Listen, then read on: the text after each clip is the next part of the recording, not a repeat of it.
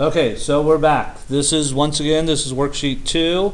We're doing the odd numbered problems and we're on number 13. And I'm going to show how to do this without drawing the rectangle model, okay? So the first thing I'm going to do is I'm going to take this 3 and I'm going to distribute. So I'm going to go 3 times y. That's going to give me a result of 3y. And then I'm going to go 3 times the negative 6, and that's going to give me a result of negative 18. Okay, and then I'm going to multiply that by y plus 7. Okay, now, if I want to multiply these out without using the rectangle model, all that I do is I use the distributive property, but I'm going to use the distributive property twice. So what that means is I'm going to take the first term of the first parentheses, 3y, and I'm going to distribute it into both terms in the second parentheses. Okay? And I'm going to write this out on this one so you guys can see how to do it. So in other words, I'm going to go 3y times y, and then I'm also going to go 3y times 7. Okay? Now that's the first part. Then, in order to complete the rectangle, and if you notice, every time I had a rectangle, when I was multiplying two binomials together, I always ended up with 4 smaller rectangles, like you can see in number 11. So to get my other parts of the rectangle, per se, but I'm not drawing the rectangle, what I do is, now I go to the negative 18, and I'm also going to distribute that. So I'm going to go negative 18 times y, and I'm also going to go negative 18 times positive 7. And what I essentially have done is, I have done the rectangle, but I haven't drawn the rectangle. Okay? This is the way you could do it if you don't need the visual help of finding the area. So simplifying these out, I get 3y to the second power. Then I get 3y times 7, that's positive 21y. Negative 18 times y is minus or negative 18y. And then negative 18 times 7 is going to be, I need a little calculator help for this one, is negative 126. Okay, so that right there, those 4 results would be what you would see inside each individual rectangle if you were doing the rectangle. Now we just combine like terms. So I'm going to start with the 3y squared. There are no other y squared, so that means my solution has to have a 3y squared in it. I'm going to cross it out because I dealt with it. Then I'm going to move to the positive 21y. Well, that's a like term with the negative 18y, so I can combine these together. Positive 21 minus 18 is positive 3y. Okay, I'm going to cross those out because I've dealt with them, and then you can see at the end I have the constant term negative 26. So my solution to number 13 is 3y squared plus 3y minus 126. Notice the answer is a trinomial. And notice when I multiplied these two together, a binomial times a binomial gave me a trinomial. Okay, number 15, and we call this the double distribute method. Okay, so for the rest of the problems, I'm going to use the double distribute method. So number 15, I'm going to take the first term, the a, and I'm going to distribute it into both terms in the second parentheses. So a times a is a squared. A multiplied by negative 13 gives me negative 13a. Then I'm going to take the second term in the first parentheses, which is negative 13, and I'm going to distribute that term into both terms in the second parentheses. Negative 13 times a gives me another negative 13a, that's okay. And then negative 13 times negative 13 is positive 169. Okay, that is my solution, and once again, what I've just done is I've filled out each one of my 4 rectangles, but I haven't drawn the rectangle. Now I'm just going to simplify this by combining like terms. Start with the a squared. There are no other a squared, so I'm going to leave a squared as is for my solution. I'm going to cross it out because I've dealt with it.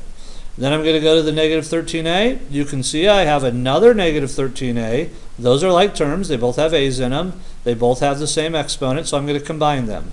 That's going to give me a negative 26a. I'm going to cross those out because I've dealt with them. And then I have a positive 169 at the end. Okay, there's nothing to combine, so there is my solution to number 15.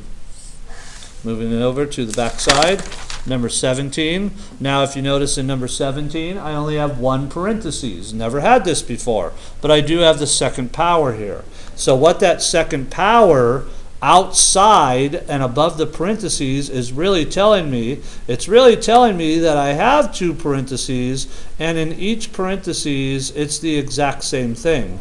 So this problem is disguising the fact that I have to go 5a minus 3 and I have to multiply it by itself, 5a minus 3. Okay, so that's what that second power does. So know what to do when you see that. All right, so now in number 17, I'm going to use the double distribute property. So I'm going to do the rectangle, but I'm not going to draw the rectangle. Okay, so I'm going to take the first term, 5h, and I'm going to distribute it into both terms in the second parentheses. 5h times 5h is 25h squared.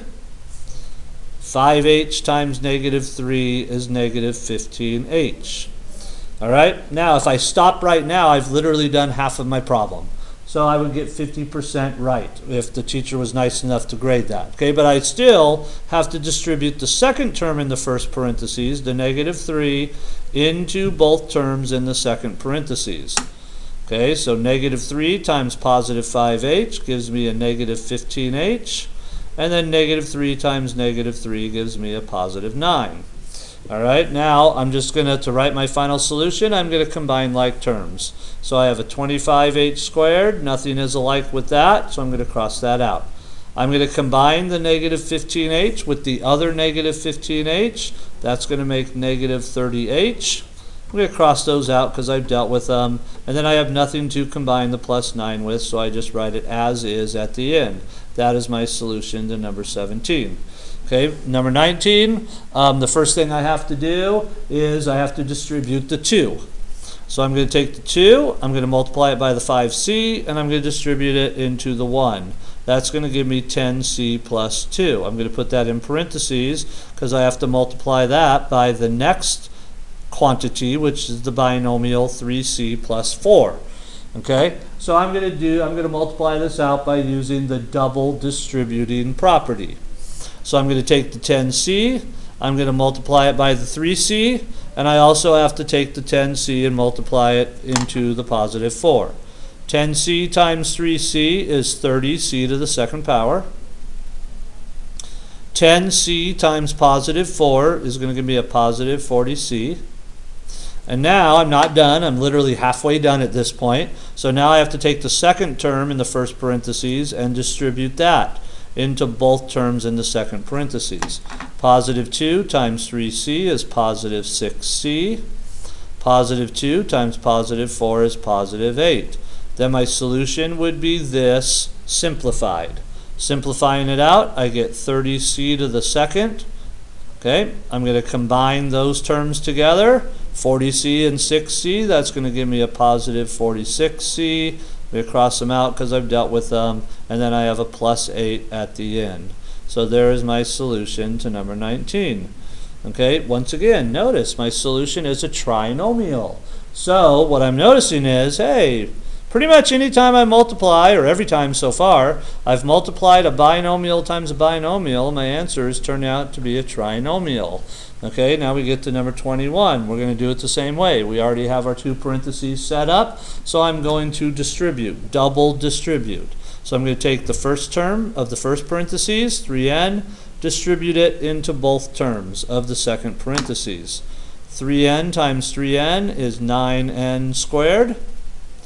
3n times positive 4 is positive 12n. Then I'm going to take the second term of the first parentheses, which is a negative 4, and I'm going to distribute the negative 4 into both terms in the second parentheses.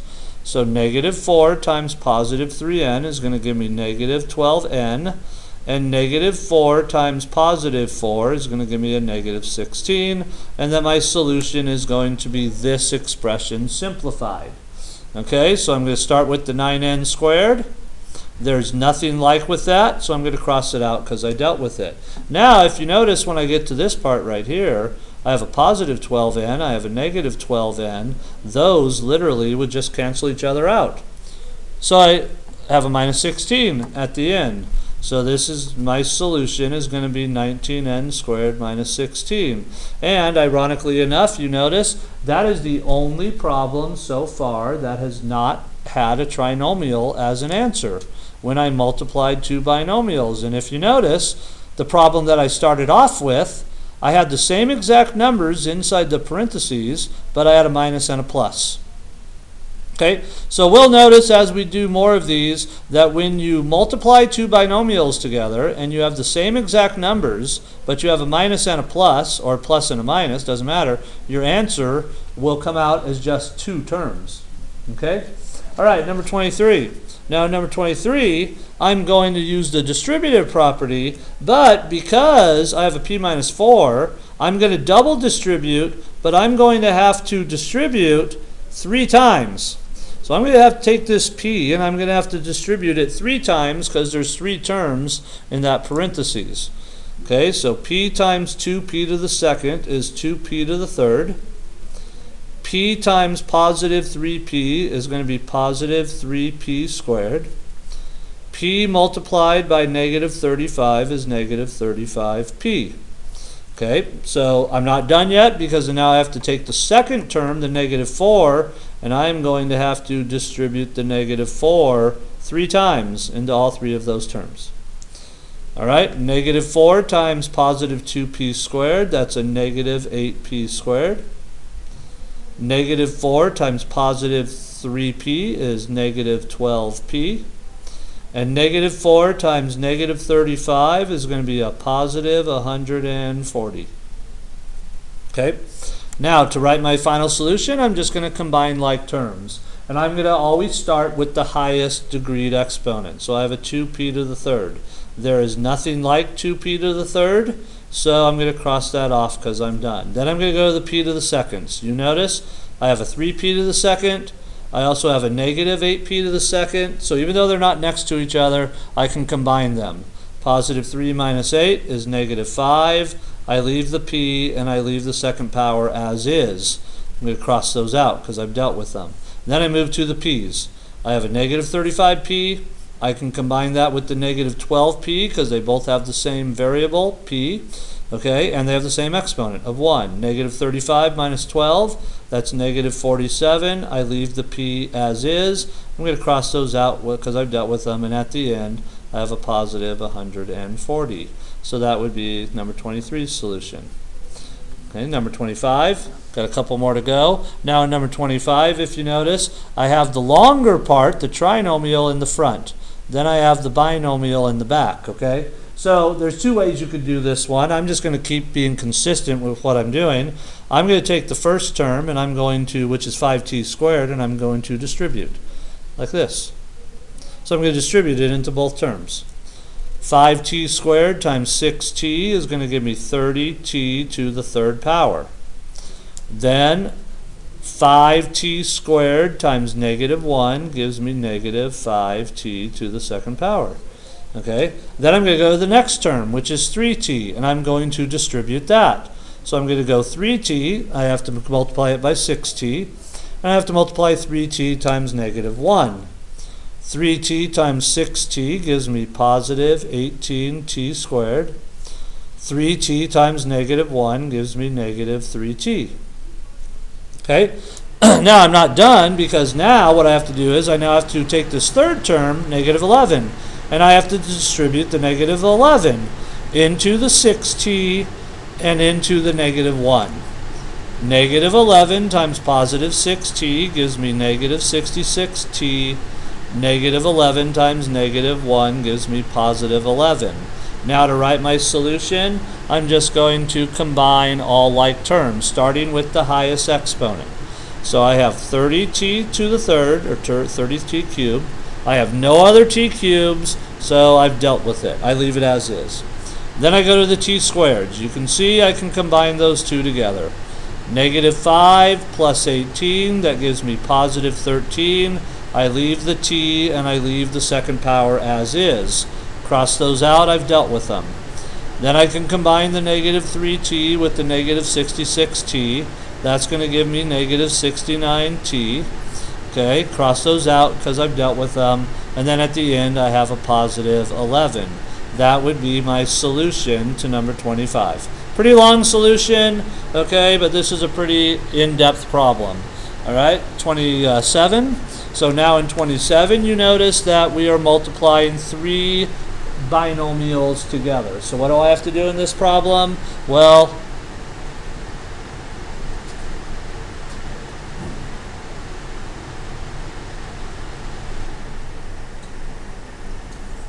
sorry, I fell down. I had to crawl back up there. Don't laugh, Zach. That was not funny. Yeah, Michaela Moss. It wasn't that funny, so don't laugh at me. I fell down. Sorry. So anyhow, I have to multiply the first. I don't have to, but I'm going to multiply the first 2 terms together. So I'm going to take the first term of the first parentheses, 2x, and I'm going to distribute it into both of those terms in the second parentheses. I'm going to kind of not worry about the third parentheses until I get a result of multiplying out those 2 values first. 2x times x is 2x squared. 2x times negative 3 is negative 6x. Then I'm going to distribute the second term in the first parentheses, positive 1, into both terms in the second parentheses. Positive 1 times x is just positive x, 1x, I don't have to write the 1. Positive 1 times negative 3 is negative 3. Okay, now I'm going to combine these and write out my solution. So I get 2x to the second. I'm going to combine the minus 6x with the positive 1x. That's going to give me negative 5x. And then I have the minus 3 at the end. Okay, so that's what I get when I multiply out my first 2 sets of binomials. But now I have to take that result, which is right here, and I have to multiply it by the third part, which is x minus 5. Okay, so I'm going to do that by doing like I did in number 25, but in order to just show you another way, instead of, and notice number 25, I distributed all 3 of those terms. I'm going to work it backwards, and I'm going to distribute the second parentheses into the first parentheses. Once again, you could do that in multiplication. It's like saying 2 times 3 is the same thing as 3 times 2. I'm doing that, but I'm doing it in a little more complicated look. So I'm going to take that x, I'm going to distribute it into the 2x squared, into the negative 5x, and into the negative 3. X times 2x squared is 2x to the third. X times negative 5x is negative 5x squared. X times negative 3 is negative 3x. Okay, I'm not done because now I have to take the second term, negative 5, and I have to distribute the negative 5 into all 3 of the terms in the first parentheses. All right, going from furthest away, negative 5 times positive 2x squared would be negative 10x squared. Negative 5 times negative 5x gives me positive 25x. And negative 5 times negative 3 gives me positive 15. So then my solution is going to be this expression simplified. Starting at the highest exponent, I get 2x to the third. I'm done with that. There's nothing to combine. Then I'm going to go to the x squared. So I have a negative 5x squared. I have a negative 10x squared. I combine those together, negative 15x squared. I'm going to cross those out. I'm done dealing with them. Then I'm going to go to the x's. I have a negative 3x. I have a positive 25x. I can combine those together to make positive 22x. I'm done with those. And you can see at the end I have this constant plus 15. Nothing to like with it, so I'm just going to put that and at the end of my solution, and there's my solution to number 27. Okay, then we go to number 29. Number 29 says, look through your answers for questions 5 through 28 and answer the following questions. Which problems had answers that were binomials? Okay, so there was only one. A binomial, remember, is just 2 terms. The only answer that had 2-term answer was number 21. So it was just number 21, which was 3n minus 4. And we were multiplying it by 3n plus 4, and that turned out to be 9n squared minus 16. It's the only answer that we did that turned out where the answer was a binomial. Okay. Then it says, what pattern do you notice in the original question? So here's my original question. What do you guys notice about that? Okay, and we already talked about it. So what do we notice about that? Okay, we notice that each parentheses had the same number. Each parentheses were the same. We'll say that. Were the same. So they both had a 3n, they both had a 4, okay, but they weren't exactly the same, so we're going to put except one had a plus, the other, put that in parentheses, the other a minus. Okay, so we didn't have to do this, but looking back on all the other problems, if notice it said in part A, it said hint 4 problems have answers where the answers were binomials. So if I looked back, I'm looking back to see which ones would give me answers that were binomials. So I'm looking to find 2 parentheses, 2 binomials where they had the same numbers but I had a minus and a plus. So number 22 would not apply. Even though the numbers are the same, it's a plus and a plus. So that means that answer would not be a binomial. Okay? If I look back here, let's see, can I find another one? There we go. Look at number 8. So if I did number 8 here, notice that I have the same numbers, but I have a minus and a plus. That problem would turn out to be x squared minus 16. It's just going to be a binomial. Okay? And that would be 1. Same with number 14. So if you notice in number 14, this right here, because the numbers are the same, but I have a plus and a minus, this answer is going to turn out to be, and I'm just doing it in my head, is going to turn out to be just a binomial. Okay? All right, so that's it. Hopefully you got it. If you have any questions, ask me at class. Otherwise, work hard and prosper.